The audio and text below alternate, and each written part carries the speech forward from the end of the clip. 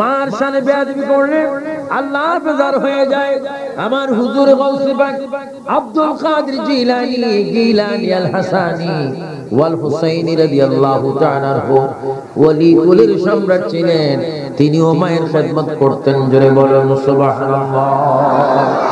এই জন্যই পটিয়ার ভাইয়েরা, কর্ণফুলী থানার ভাইয়েরা, চরলক্কার ভাইয়েরা, প্রতিটি গ্রামের ভাইয়েদেরকে আমি বলবো, মায়ের শানে যেন কোনো বেয়াদবি না হয়, বাবার শানে যেন কোনো বেয়াদবি না হয়। মার শানে বেয়াদবি করে মানুষ জাহান্নামে হয়ে যায়, পথভ্রষ্ট হয়ে যায়, বেঈমান হয়ে যায়। আল্লাহর ওলি আব্দুল কাদের জিলানী আমলে যুগে একটি ঘটনা হলো, এক ইহুদি এবং এক মুসলমানের মধ্যে একটা বহস মোনাজারা হয়েছিল। ওই দিন বড় একটি ঘটনা গাউসে পাকের হাতে ধরা পড়েছে। জোরে বলুন সুবহানাল্লাহ।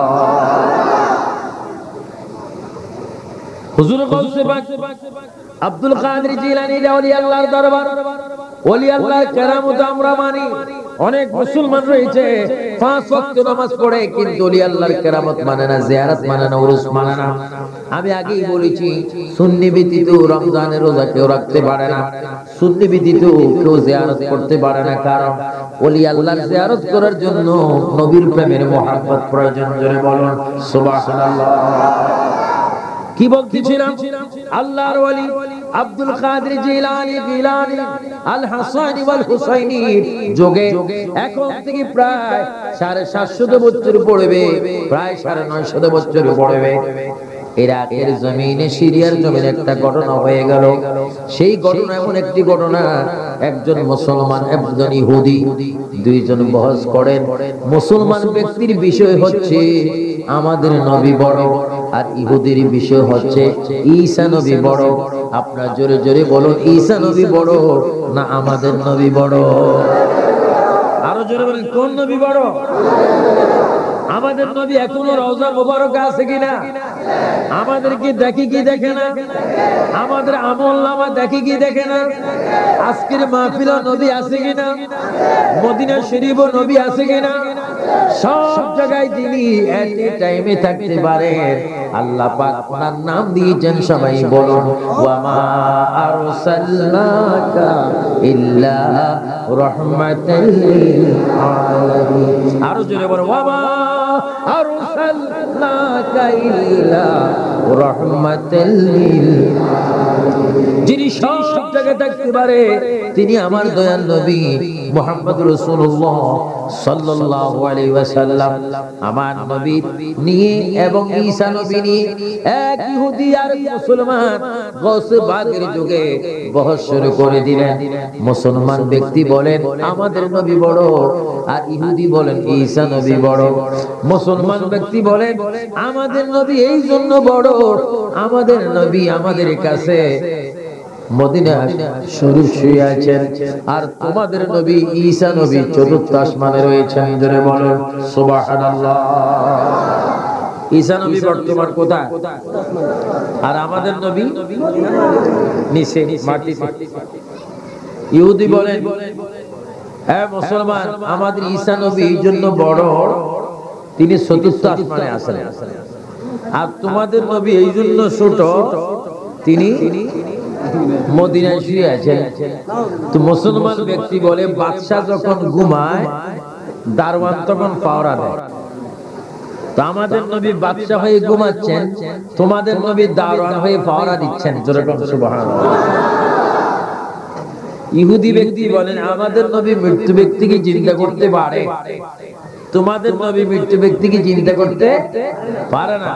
কিন্তু আমাদের নবী দিয়ে মৃত্যু ব্যক্তিকে চিন্তা করতে পারতেন, ওই মুহূর্তে মুসলমান ব্যক্তির জানা ছিল না। এর জন্য মুসলমান ব্যক্তি হেরে যাচ্ছেন ইহুদির কাছে। আর গাউসে পাক বাগদাদ শরীফে আসরের নামাজের ওযু বানাচ্ছেন, আর আমার নবী রওজা মুবারক থেকে ডাক দিলেন আব্দুল কাদের তুমি আসরের নামাজের ওযু বানাচ্ছো, কিন্তু সিরিয়ার মাটিতে আমার একজন আশিক ইহুদির কাছে হার মানতেছে, তারা তুমি সেখানে গিয়ে আমার মুসলমানের ইজ্জত রক্ষা করো। জোরে বলুন সুবহানাল্লাহ। বলুন না আল্লাহু আকবার। ইজ্জতের মালিক কে? ওয়া তুইজ্জু মান তাশাউ ওয়া তুযিল্লু মান তাশাউ বিয়াদিকা, হায় ইন্নাকা আলা কুল্লি। ইজ্জত আসে কাছ থেকে, আবার বেজ্জতিও কে করে দেন? আল্লাহ। এর জন্য ভাইয়েরা, যে যদ্দূর ইজ্জতওয়ালা হয়েছেন, ইজ্জতটা ধরে রাখার চেষ্টা করবেন। হ্যাঁ, অনেক সময় দেখা যায় না, টায়ার কি হয়ে যায়, চাকা পাঞ্চার হয়ে যায়, আবার নতুন করে দিতে হয়। ঈমান যদি একবার চলে যায়, এটা আসা বড় কঠিন। ঈসা নবী ইহুদি বলতেছে আমাদের নবী বড়, মুসলমান চুপ মারিয়ে আছে। গৌসে পাক ওযু বানিয়ে কয়েক সেকেন্ডের মধ্যে সিরিয়ার মধ্যে দুইজনের মাঝখানে দাঁড়িয়ে গেলেন। জোরে বলুন সুবহানাল্লাহ।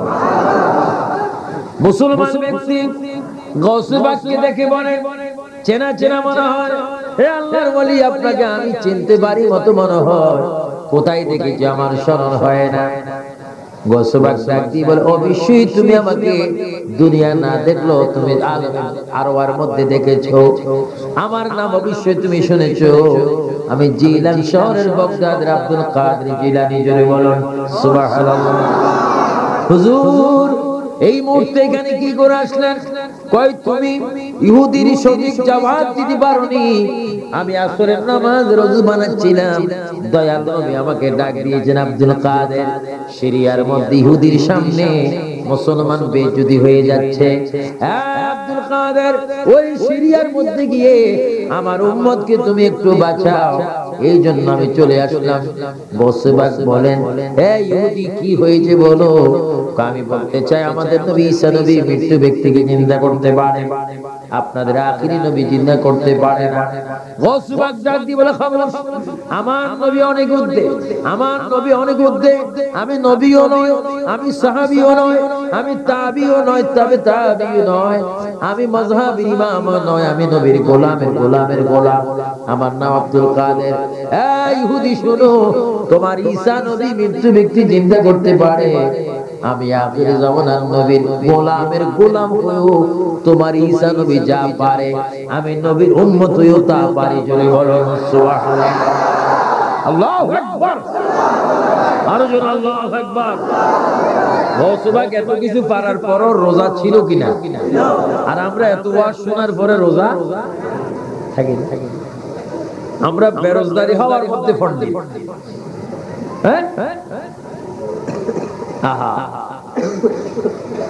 হুজুর আব্দুল কাদের জিলানী ওই ইহুদিকে বলে, খামোশ, এই ইহুদি, আমার নবী অনেক দূরের কথা, আমিও মৃত্যু ব্যক্তিকে জিন্দা করতে পারি।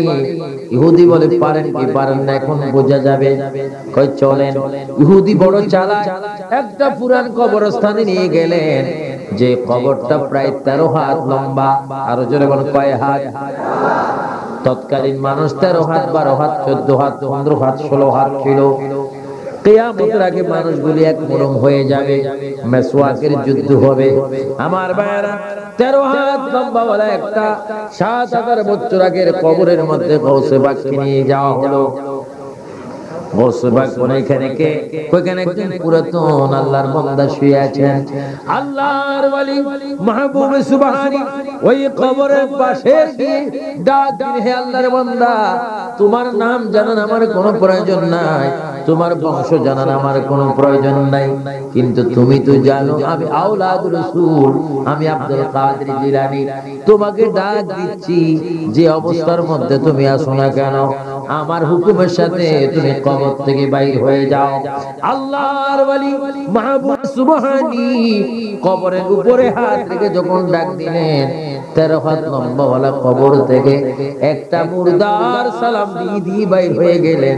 এবং বাইর হওয়ার পরে হুজুর গৌসে পাক দেখতে পেলেন, ওই 13 হাত লম্বা ওয়ালা মানুষটি নাভি থেকে পায়ের দিকে কয়লা, আগুনের কয়লা দেখা যায়, নাভি থেকে উপরের দিকে জান্নাতের অবস্থা দেখা যায়।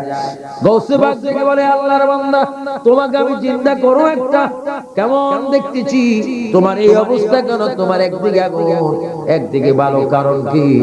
ওই মূর্তি ব্যক্তি জিন্দা হয়ে বলে, হুজুর আমাকে বড় দুঃখের কথা মনে করে দিয়েছেন।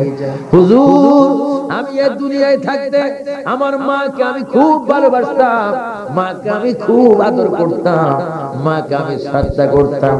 একদিন বিবির প্রেমের মধ্যে পড়ে বিবির কথা ধরে আমি জালিম দুই পাও জোর করে আমার মায়ের বুকে আমি একটা লাথি মেরেছিলাম।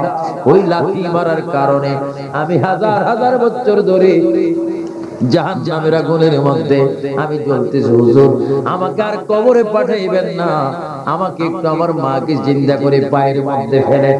আল্লাহর ওয়ালি মায়ের কবরের পাশে গিয়ে মাকে জীবিত করলো। মাকে জীবিত করার পরে মা ডাক দিয়ে বলে, বাবা আব্দুল কাদের, নিষ্ঠুর দুনিয়ায় কেন আমাকে আবার জীবিত করলে? ও মা, আমার পিছন দিকে তাকিয়ে দেখো, এই সন্তানকে তুমি চেনোনি? মা জননী সন্তানের ইচ্ছা করে দিকে তাকিয়ে বলে, বাবা আমি চিনি, কিন্তু এটাকে আমি মাফ করব না, এটা বড় জালিম। 10 মাস 10 দিন পেটে নিয়েছিলাম, এখনো পেটের ব্যথা আমার থেকে যায়নি। এই সন্তান বউর প্রেমের মধ্যে পড়ে আমার বুকে লাথি মেরেছে, লাথির আঘাতগুলো যেন এখনো আমার মনে হচ্ছে, আমি তাকে মাফ করব না। হুজুর গৌসবাগ বলে, মাগো তুমি মাফ করে দাও, যদি মাফ না করো তার গুনাহ আল্লাহ মাফ করবে না। মা বলে, আমি মাফ করব না। হুজুর গৌসবাগ কেরামত দিয়ে সন্তানকে মায়ের সামনে কেরামত দিয়ে যখন আগুন লাগাইয়া দিলেন, সারা শরীরে যখন আগুন জ্বালাইয়া দিলেন, মা চিৎকার মারি বলে, আব্দুল কাদের জিলানী, তোমার পায়ে ধরি, আল্লাহকে বলো আমার সন্তানকে যেন মাফ করে দেয়, আমার সন্তানকে যেন ক্ষমা করে দেয়। আমিও ক্ষমা করে দিলাম। কোন সন্তান যদি মায়ের সামনে আগুন জ্বলে, পৃথিবীর কোন মা সহ্য করবে না। জোরে বলো সুবহানাল্লাহ। ও আব্দুল কাদের জিলানী, মাকে চিন্তা করে সন্তানকে তুমি ক্ষমা করাই দিতে পারো, এতটুকু ক্ষমতা পাওয়ার পর তুমি রোজা ছিলানি? আমি রোজা ছিলাম। কয় কেন? কয় রোজা এই জন্য ছিলাম, হাসরের ময়দানে আমার আল্লাহ নিজে আমার সাথে দেখা করবে। জোরে বলো সুবহানাল্লাহ, আল্লাহু আকবার। এজন্য মা বাবার খেদমত চাই কি চাই না? রোজা চাই কি না? নামাজও চান কি না? বিতির নামাজ, তারাবির নামাজ, তারাবি কয় রাকাত? আরো জোরে বলেন, কয় রাকাত? কয়দিন তারাবি হবে? আমার আল্লাহ বলে, এই বান্দা তোমরা পরিপূর্ণভাবে মুসলমান হয়ে যাও, ইসলামের মধ্যে প্রবেশ করো। যারা পরিপূর্ণ ইসলামে প্রবেশ করেছে তারা গৌসবাগ হয়েছে, গরিবে নামাজ হয়েছে, শাহজালাল হয়েছে, শাহপরান হয়েছে, শাহ আমানত হয়েছে, শাহ মিসকিন হয়েছে, শাহ তাফাজ্জুল শাহ হয়েছে। যারা পরিপূর্ণ ইসলামে প্রবেশ করেছে তারা আল্লাহর দরবারের একজন মকবুল বান্দা হয়েছে। জোরে বলুন সুবহানাল্লাহ। ইবাদত করলে যে সওয়াব, সবে কদরের রাত্রে ইবাদত করলে তার চাইতে মিনাল শাহাদ। আমার ভাইরা, এজন্য আপনার রোজা রাখবে এবং ইফতার করার আগে ইফতারটা একটু সামনে রাখবেন, সামনে রেখে একটু নাড়াচাড়া করবেন। ইফতার অনেকে রাখে না সামনে, আবার অনেকে লেশও পড়ে যায়, মুসিবত। এদিকে একটু সামলে রাখবেন, কারণ আল্লাহর নবী বলেন, আমার কোন উম্মত ইফতার সামনে নিয়ে যদি একটু দুরূদ শরীফ পড়ে দোয়া করে, আল্লাহ পাক ওই মুহূর্তে দোয়া কবুল করে। জোরে বলুন আমিন। আরো জোরে বলুন আমিন। দোয়া কবুল হয় ইফতারের আগে, দোয়া কবুল হয় সেহরি খাওয়ার পরে, দোয়া কবুল হয় ইফতার খাওয়ার আগে।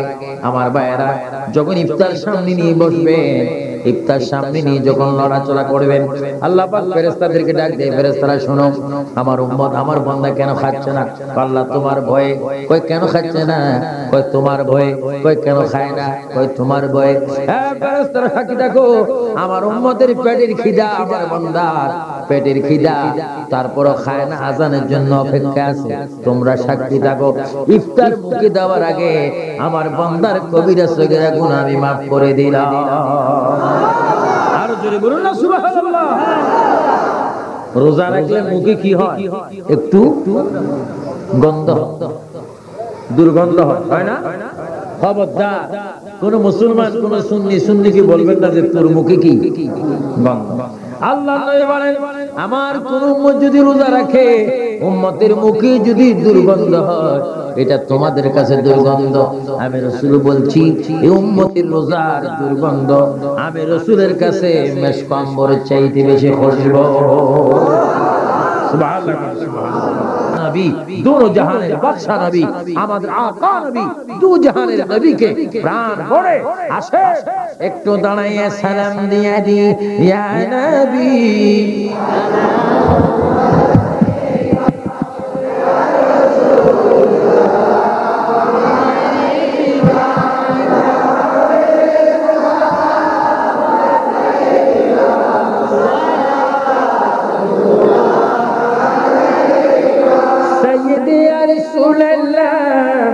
يا حبيب الله أوصيلا أفناك نيا কাঁদিলেন আদম হাওয়া খোদারি হইল দয়া কবুল করিলেন দুআ সালাম আলাইকা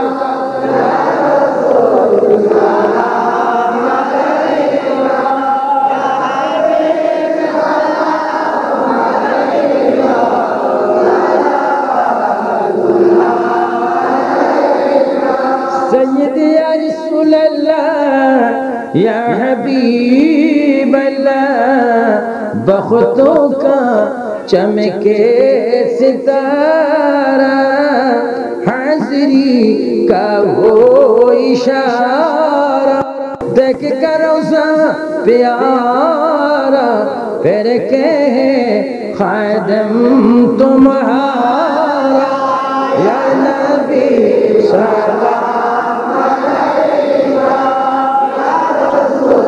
سلام علیکہ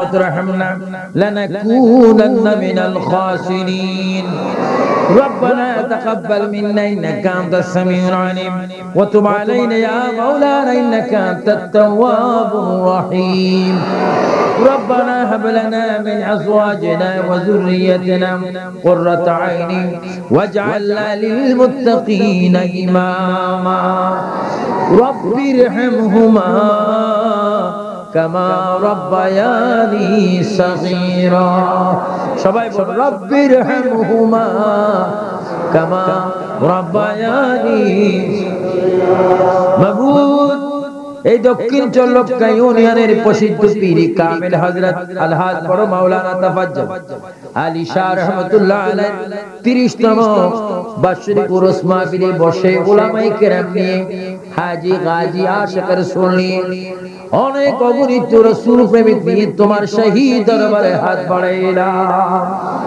মেহেরবানি করে আমাদের হাতগুলি তুমি নবীর উসিলায় তুমি কবুল করে নাও तमाम औलिया किराम साहबाए किराम उलमाए किराम ওলি গৌস কুতুব ফকির দরবেশ মুমিন মুমিনাতের উসিলা আমাদের দোয়া তুমি কবুল করে নাও খাস করে জারুল শরীফ হযরত মাওলানা তাফাজ্জুল আলী শাহ रहमतुल्लाह রহে মুবারক আমাদের সওয়াব কবুল করে দাও জিন্দা নবী হায়াতুন নবী নূর নবীর উসিলায় আমাদের সকল হাতকে তোমার দরবারে কবুল করে নাও সবাই তিনবার বলুন আল্লাহ আল্লাহ আল্লাহ আল্লাহ আমাদের হাত তুমি কবুল করে নাও আমাদের মুনাজাত তুমি কবুল করো আমাদের হাজিরি তুমি কবুল করো আল্লাহ আমাদের প্রত্যেকের বিমার মুসিবত দূর করো প্রত্যেকের দোয়া তুমি কবুল করো যারা উরুস মাহফিলের টাকা দিয়ে বুদ্ধি দিয়ে অর্থ দিয়ে শ্রম দিয়ে বিভিন্ন দিক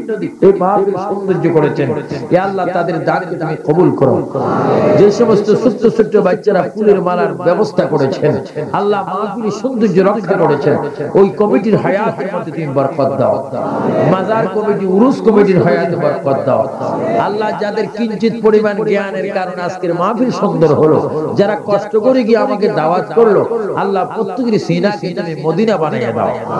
ইয়া আল্লাহ, আমার অনেক মুরব্বি বাবার অসুস্থ, তাদের বিমারকে শেফা করে দাও। ইয়া আল্লাহ, যারা অভাবী অভাব তুমি দূর করে দাও। ইয়া আল্লাহ, আমাদের খালি হাতে মক্কা মদিনার টিকিট দান করে দাও।